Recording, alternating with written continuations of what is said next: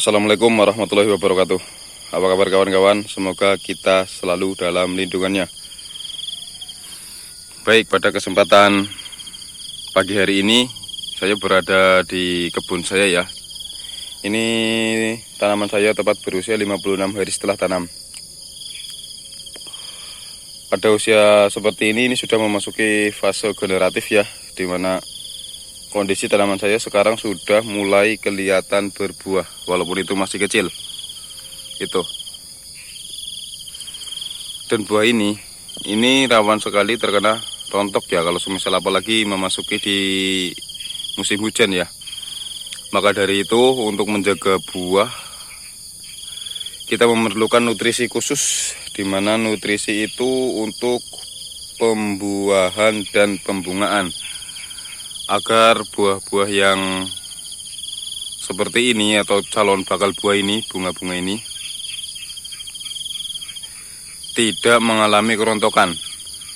Karena bunga-bunga seperti ini sebenarnya rawan sekali rontok.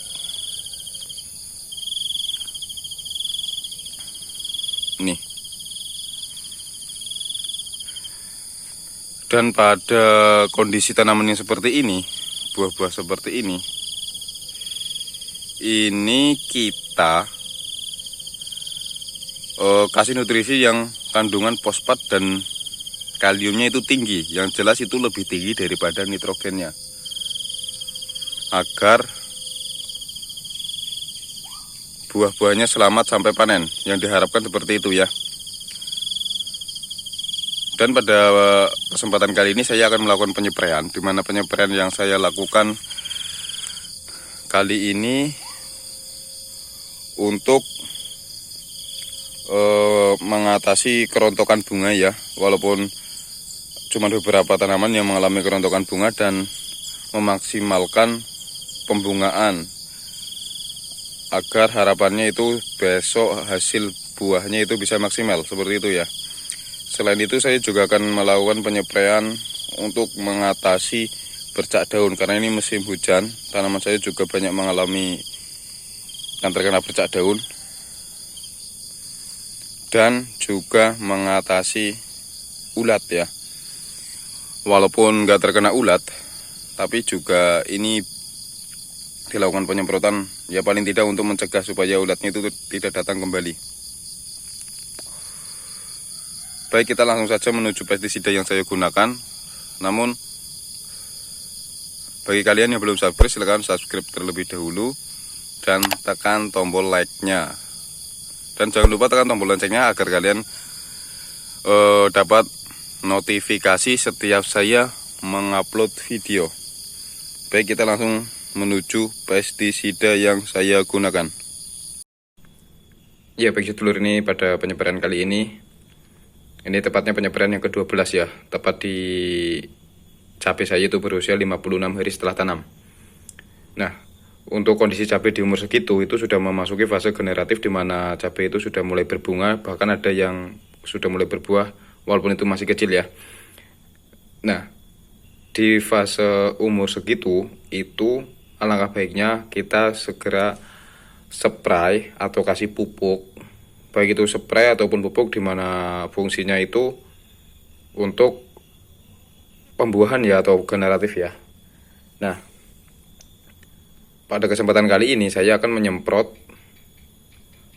pupuk booster buah ya. Pupuk booster buah, di mana pupuk itu nanti bertujuan untuk merangsang bunga agar bunga yang di tanaman cabai kita itu lebih ramai dan tidak rontok. Apalagi ini fase musim hujan ya. Di musim hujan itu cabai rawan sekali rontok, baik itu karena memang kondisi cuaca ataupun dan yang lain-lain ya. Yang jelas kalau musim hujan itu tanaman cabai itu rawan sekali terkena rontok bunga. Nah, untuk penyepraian kali ini saya akan menggunakan yang pertama untuk nutrisi yang kita semprotkan agar cabai kita itu buahnya maksimal. Kita akan menggunakan seperti biasa ya, Gandasil B. Sebenarnya saya sudah berulang kali menerangkan tentang Gandasil B ya. Manfaatnya itu apa? Nah, cocoknya untuk penyemprotan fase gimana, umur berapa, seperti itu ya.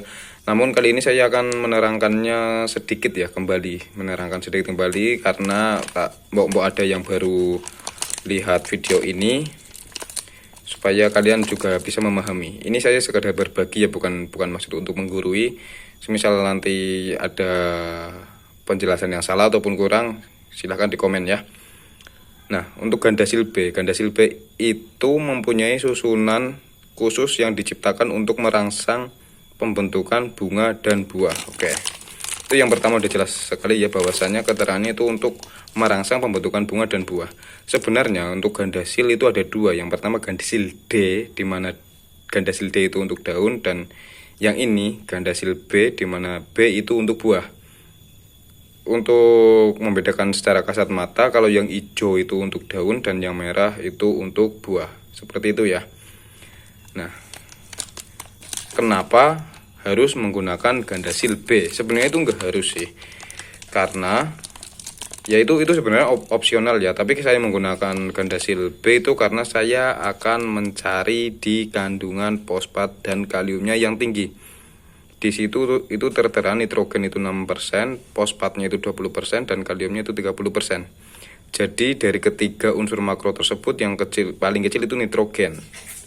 Nah, kalau cabai fase generatif atau fase pembungaan dan pembuahan, umur-umur seperti cabai saya itu sudah masuk fase generatif ya, itu sudah nggak begitu memerlukan nitrogen. Ya memerlukan, cuman dalam persentase yang kecil, seperti itu ya. Nah, maka itu untuk fase generatif kita bisa menggunakan pupuk daun yang mengandung fosfat dan kaliumnya tinggi. Untuk kalian itu nggak harus pakai Gandasil B juga sih, cuman bisa menggunakan merek dagang lain, yang penting kandungan fosfat dan kaliumnya tinggi. Tapi kenapa saya menggunakan Gandasil B selain untuk keterangan unsur makro di atas ya, nitrogen, fosfat, dan kalium? Dalam Gandasil B itu juga mengandung magnesium, mangan, boron, dan yang lain-lain, di mana unsur mikro itu sangat diperlukan oleh tanaman, walaupun itu jumlahnya kecil. Untuk dosisnya ya, nanti untuk dosis Gandasil B itu kita menggunakan 2 sendok makan. Ya, saya biasa menggunakan 2 sendok makan. Oke. Itu untuk pupuk. Nah, sekarang untuk insektisida. Untuk insektisida saya akan menggunakan sebentar. Ini insektisida saya taruh di sini ya. Nah, ini. Untuk insektisida saya akan menggunakan bahan aktif metomil. Itu metomil. Metomil 40%. Metomil 40% dengan merek dagang Dangke dari DGW ini ya. Kemarin kan sudah menggunakan bahan aktif Abamectin, makanya sekarang saya rolling menggunakan bahan aktif metomil dengan merek dagang Dangke. Kalau semisal kalian mau menggunakan metomil itu nggak harus merek dagangnya Dangke ya, bisa menggunakan merek dagang Metromil ataupun Mangki ataupun dan yang lain lah. Yang jelas bahan aktifnya kalian paham, seperti itu ya. Nggak masalah beda merek dagang, yang penting bahan aktifnya sama. Itu cara kerjanya sama dan sasaran hamanya itu sama. Nah, untuk bahan aktif metomil itu sasarannya itu cenderung ke ulat ya. Kalau dalam kemasan itu terteranya seperti itu. Tapi untuk praktek di lapangan itu untuk kutu-kutuan pun sebenarnya bisa teratasi dengan bahan aktif metomil, karena ini sebenarnya praktek di lapangan itu sasarannya lumayan luas. Oke. Ini nanti untuk insektisida Dangke atau metomil itu, ini kan berbentuk tepung ya. Saya akan menggunakannya 1 sendok makan. Oke. Dan sekarang yang terakhir. Untuk yang terakhir saya akan menggunakan fungisida, di mana fungisida yang saya gunakan ini dengan merek dagang Equation dari DuPont ya. Ini sebenarnya saya mau coba-coba, ini juga rekomendasi dari teman saya ya. Karena sebenarnya saya belum pernah pakai fungisida ini, karena ini fungisida harganya mahal. Ini untuk fungisida segini kemasan 30 gram itu harganya 33.000. Dan untuk 30 gram itu bisa digunakan untuk 3 tangki sprayer ya. Itu kalau kondisi tanamannya belum terlalu parah oleh serangan jamurnya ya.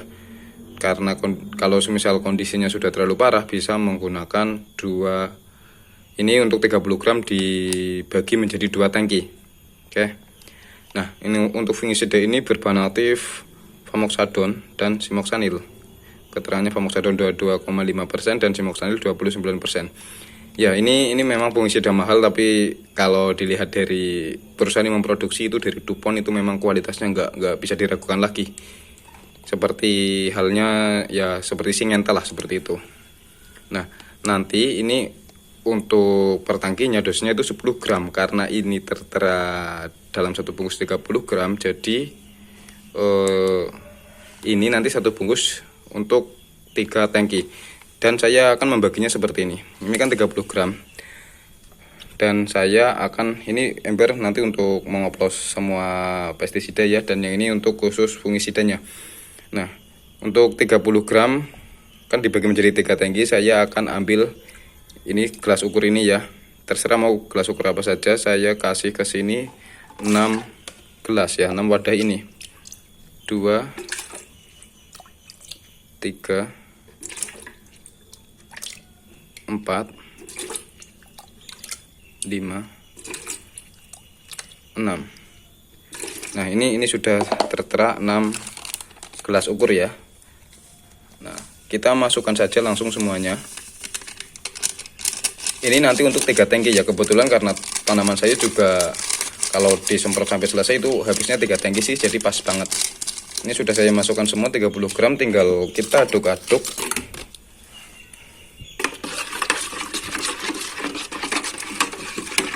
Pastikan larut sempurna ya. Oke. Nah, kalau sudah, nanti cara ngoplosnya untuk 1 tangki, kita ambil cairan yang ini, yang fungisida ini, ambil 2 gelas ini ya. Karena tadi takarannya kan 6 ya untuk 3 tangki. Jadi untuk 1 tangkinya kita nanti ambil cairan ini 2 gelas ini dimasukin ke sini, baru ditambahkan ke sama pestisida yang lainnya.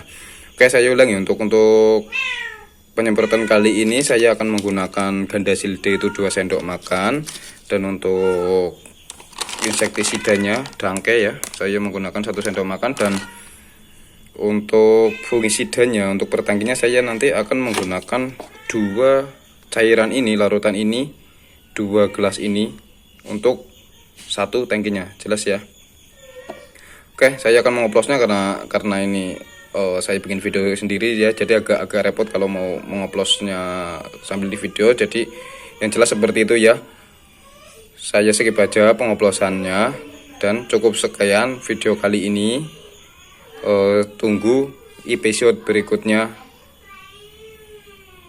Sampai jumpa di episode berikutnya ya. Assalamualaikum warahmatullahi wabarakatuh.